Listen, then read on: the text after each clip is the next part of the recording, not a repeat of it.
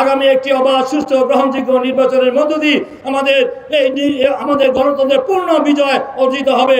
বাংলাদেশের মানুষের যে আশা আকাঙ্ক্ষা, যে প্রত্যাশা ছিল যে ফ্যাসিবাদ মুক্ত বাংলাদেশে যে দীর্ঘ 16 বছর এই দেশের মানুষ ভোটাধিকার থেকে বঞ্চিত ছিল, সেই মানুষের যে ভোটাধিকার, যে আইনের শাসন, বিচার বিভাগের স্বাধীনতা, ন্যায় বিচার, মানবাধিকার সেটা প্রতিষ্ঠিত হবে, সেটা কিন্তু আমরা লক্ষ্য করেছি যেটা দিন দিন ফিকে হয়ে যাচ্ছে।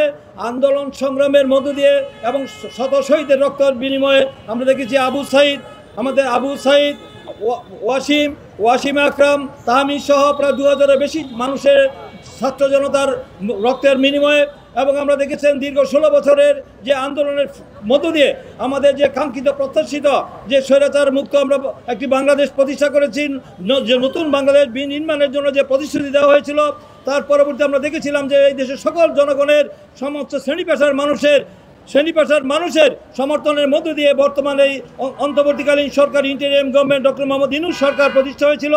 বিশ্ববিজয়ী এবং নোবেল বিজয়ী ডক্টর ইউনূস সরকারের কাছে মানুষের সঙ্গত কারণে অনেক আশা আকাঙ্ক্ষা প্রত্যাশা ছিল যে আগামী 3 মাসের মধ্যে হয়তো তিনি একটি অবাধ সুষ্ঠু গ্রহণযোগ্য ইনক্লুসিভ একটি ক্রেডিবল একটি অংশগ্রহণমূলক নিরপেক্ষ নির্বাচন করবেন। সেই নির্বাচনের মধ্য দিয়ে জনগণের সরকার প্রতিষ্ঠা হবে। কিন্তু আমরা দেখলাম এই দীর্ঘ 10 মাসের মধ্যে দৃশ্যমান আমরা নির্বাচনের তারিখ নিয়ে যখন আমাদের আলোচনা করছিলাম, তখন সেই আলোচনার মধ্য দিয়ে তারা বিভিন্ন সংস্কার বিচারের দাবি নিয়ে আসছিল। সেই সংস্কার বিচারের দাবির ব্যাপারে আমরা বলেছিলাম সংস্কার এবং বিচার একটি চলমান প্রক্রিয়া।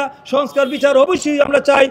অধিকাংশ সংস্কার আমাদের করেছি। আমরা 31 দফা রাষ্ট্র সংস্কারের মধ্যে আমরা দেখেছেন যে বিএনপিও সেই সংস্কারের যে উল্লেখযোগ্য সংস্কারগুলি করেছে। আমাদের ডক্টর আলী রিয়াজ বলেছেন বিএনপি অধিকাংশ সংস্কারই করেছেন।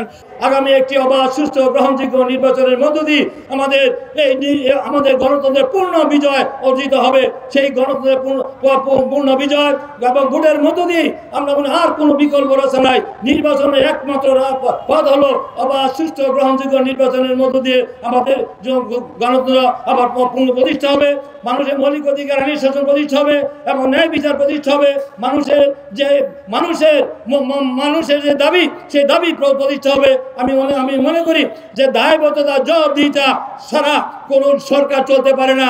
তাই অনির্বাচিত সরকার জনগণের কাছে দায়বদ্ধতা জবাবদিহিতা কম থাকে। নির্বাচিত সরকারই একমাত্র জনগণের কাছে দায়বদ্ধতা জবাবদিহিতা থাকে। তাই নির্বাচিত সরকার ছাড়া দেশ সুষ্ঠুভাবে সুষ্ঠু পরিচালনা হতে পারে না। তাই আমি আশা করব এই অন্তর্বর্তীকালীন সরকার দ্রুত সময়ের মধ্যে সেই নির্বাচনের রুটম্যাপ দিন তারিখ ঘোষণা করে নির্বাচন কমিশনকে নির্দেশ দিয়ে সেই নির্বাচনের দিকে এই দেশ দাবিতে হবে এবং মানুষ শক্তি নিঃশ্বাস ফেলবে। আর কোনো চক্রান্ত ষড়যন্ত্র করে নির্বাচনকে বাধাগ্রস্ত করতে না পারে তার জন্য সকলকে ঐক্যবদ্ধ থাকতে হবে। এই কথা বলে